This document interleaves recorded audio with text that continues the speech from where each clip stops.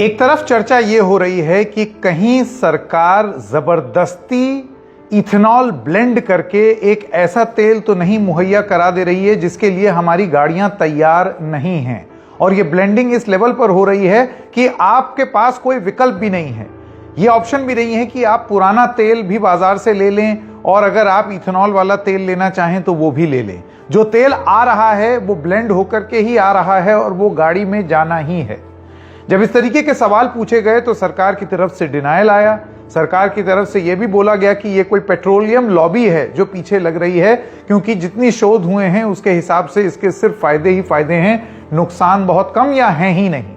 वो बात अलग है कि जब नितिन गडकरी ने यह बात बोली उसी वक्त मिनिस्ट्री ऑफ पेट्रोलियम की तरफ से ऑफिशियल ट्वीट में यह चीज कबूल ली गई कि हां एवरेज कम होती है, हां मेंटेनेंस पे फर्क पड़ता है।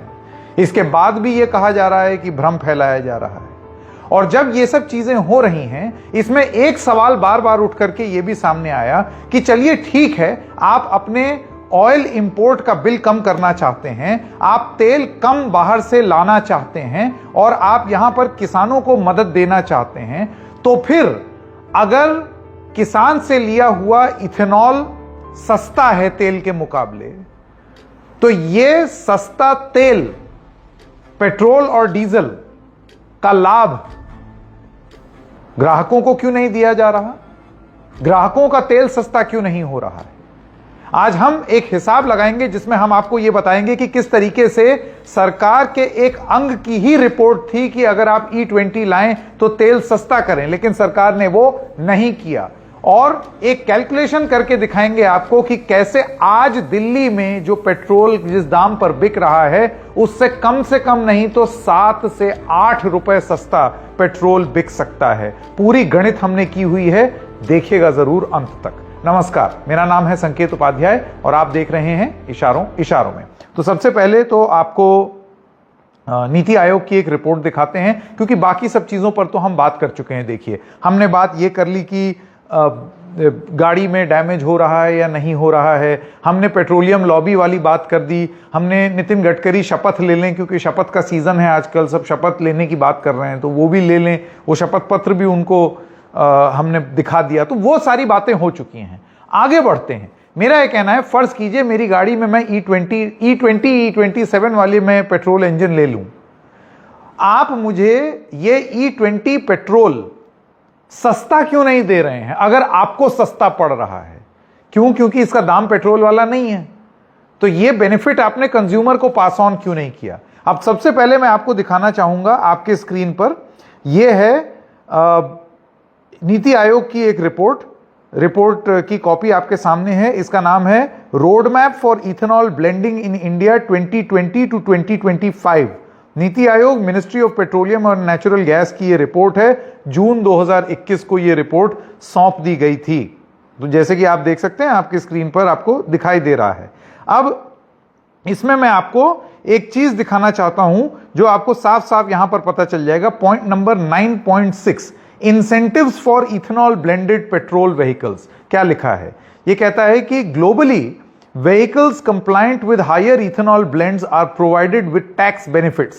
A similar approach may be followed so that the cost increase due to E20 compatible design may be absorbed to a certain extent, as is being done in some states for promoting EVs. कहने का मतलब यह है कि गाड़ी बनाने वाले लोगों को आप कुछ एक इस तरीके की चीज कर दें, टैक्स में रियायत या फिर किस तरीके की कोई इंसेंटिव या सब्सिडी, जिससे वो इस तरीके के इंजन बनाने के लिए और प्रोत्साहित महसूस करें।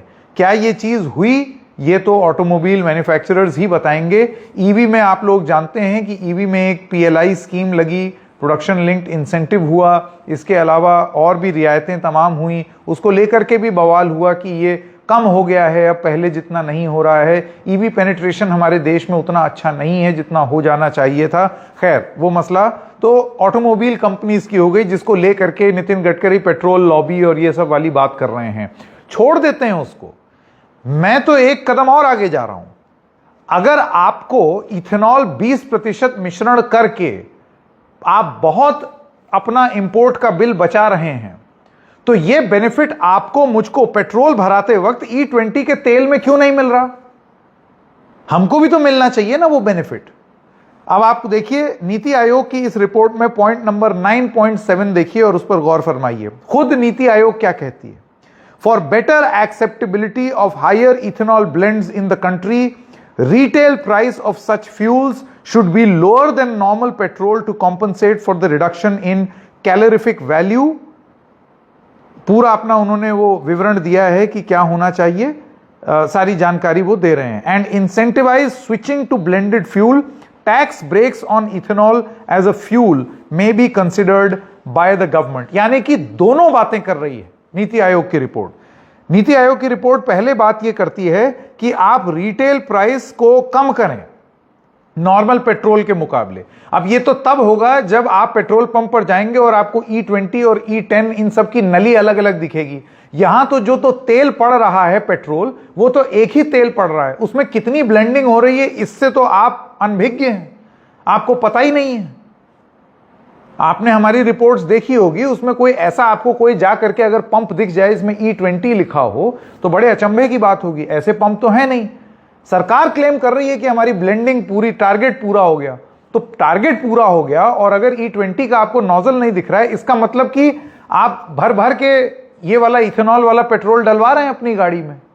इसका मतलब सरकार ने ये लाभ लेना शुरू कर दिया है। नीति आयोग कहती है कि आप इसके रिटेल प्राइस को नीचे कर दें सामान्य पेट्रोल के मुकाबले, ताकि लोग एक्सेप्ट करें। हुआ? नहीं हुआ। इसके अलावा सरकार, नीति आयोग यह भी कहती है कि आप टैक्स ब्रेक्स दें इथेनॉल पर as a fuel to be considered by government. यानी कि टैक्स में रियायत, टैक्स में अगर रियायत हो जाएगी तो आप समझ रहे हैं क्या होगा?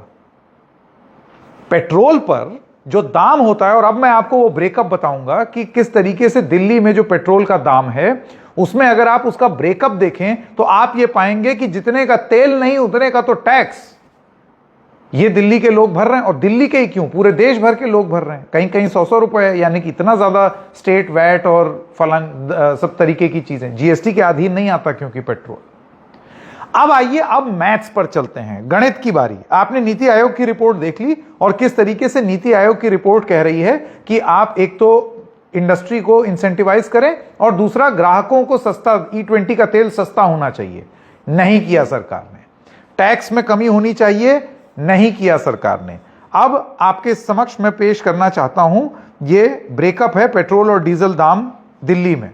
तो बेस प्राइस है पेट्रोल का 54.80 रुपीज, यानी कि कायदे से, तमीज से पेट्रोल आपको 54.8 रुपीज का पड़ना चाहता है। पड़ता कितने का है?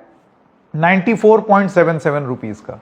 94.77 रुपए प्रति लीटर आपको पेट्रोल बिकता है, क्योंकि 54.8 उसका दाम जरूर होगा, लेकिन बाकी सब टैक्स है। ठीक है, अब हम गणित करेंगे। मैं आपको पहले ये पूरा दिखा दूं। फ्रेट, यानी कि उसको रिफाइनरी से पंप तक पहुंचना, उसके लिए 0.24 पैसा लगता है।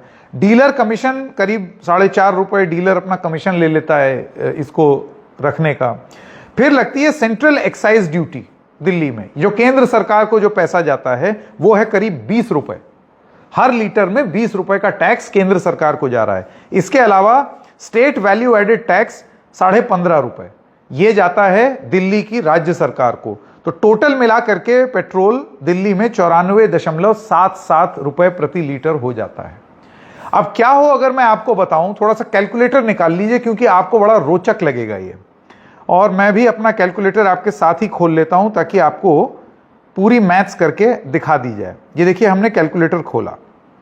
सबसे पहली बात आप स्क्रीन पर देखिए, बेस प्राइस पेट्रोल का है। ये अगर हम अज्यूम करें कि 100% प्योर पेट्रोल है तो 54.8 रुपीज का पेट्रोल है। 54.8 रुपीज का पेट्रोल है। ठीक है, अब क्योंकि हम जानते हैं कि 20% इथेनॉल है इसमें, तो आप इसमें 20% इसका दाम कम कर दीजिए, तो 10.96 रुपीज कायदे से इसमें कम हो जाना चाहिए।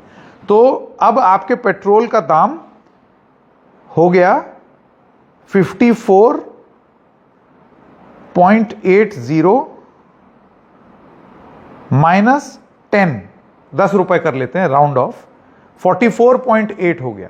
लेकिन अब क्योंकि इथेनॉल ब्लेंड हो रहा है, ये सब आप नोट कर लीजिए, मैं भी कर लूं, मैथ्स थोड़ी सी पुअर थी लेकिन फिर भी इतनी तो है ही कि हम गणित कर सकें। तो 84.8 रुपए दाम हुआ 80% पेट्रोल का। अब क्योंकि इसमें 20% इथेनॉल है, तो आपको यह बता दें कि सरकार द्वारा निर्धारित किया हुआ, यह रिपोर्ट है आपकी स्क्रीन पर, सरकार द्वारा निर्धारित किया हुआ इथेनॉल का दाम करीब 56-57 रुपए है, और उसके बाद उसमें 5 रुपए जीएसटी लगती है, टैक्स भी लगता है, और यह रेट फिक्स्ड है, सरकार द्वारा फिक्स किया गया, यानी कि 61 रुपए लीटर इथेनॉल है जो पेट्रोल में ब्लेंड हो रहा है। तो आप ये समझें कि 61 रुपए लीटर है।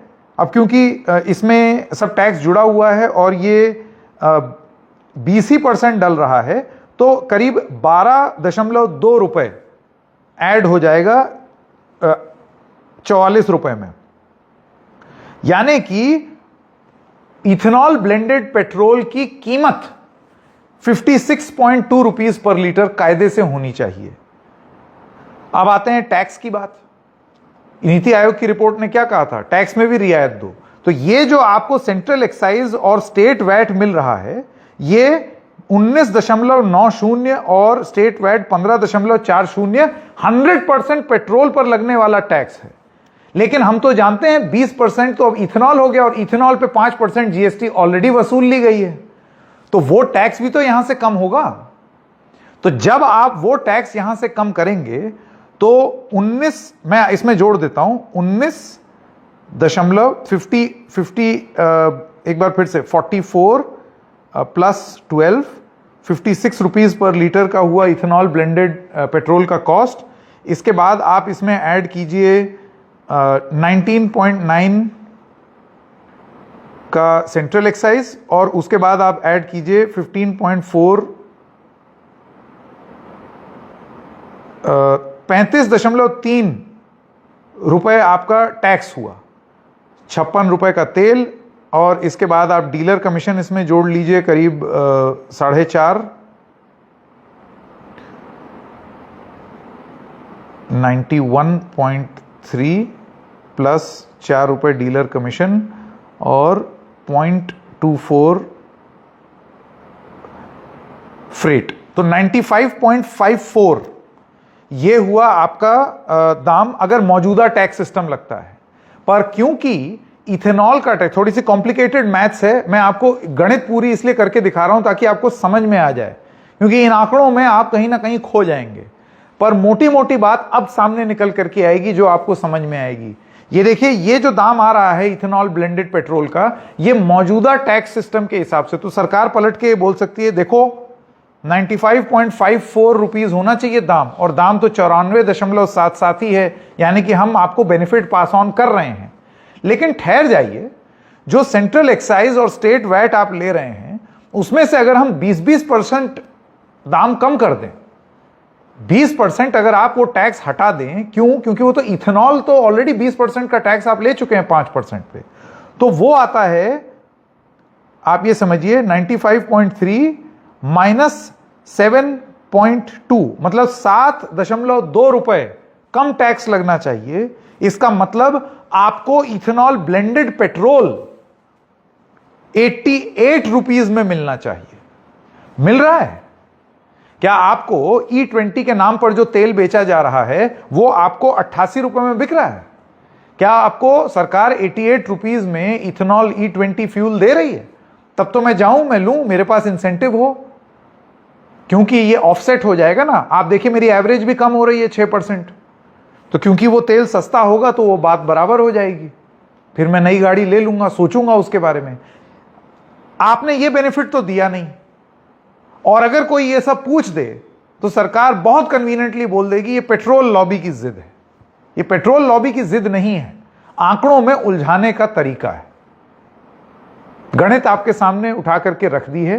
क्या सरकार E20 का तेल को 88 रुपीज पर लीटर में बेचेगी? फेयरनेस तो यही कहती है कि यही करना चाहिए। होगा, हम देखेंगे।